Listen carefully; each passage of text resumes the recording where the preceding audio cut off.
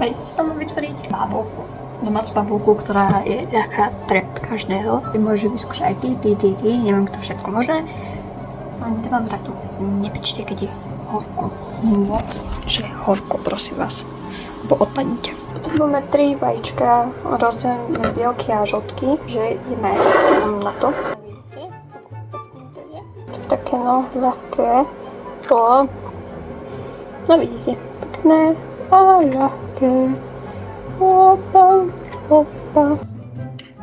Porobíme žltko. Ak tam budete mať aspoň trošičku toho žltka. Čiže iba bielka. Tak, keď táto miska bude zapojená aspoň 3 bielkami.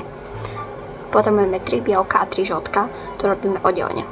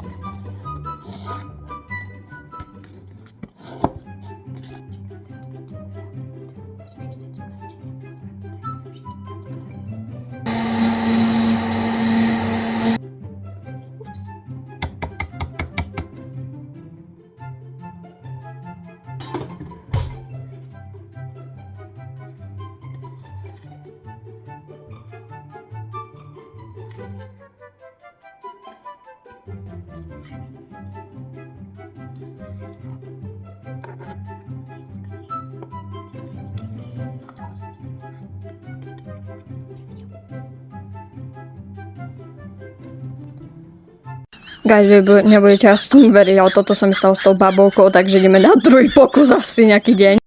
Nezabudnite dať odber, like, komentár a dúfam, že sa vám toto video páčilo, keď tak urobíme ďalší pokus, ktorý nám dúfam vyjde.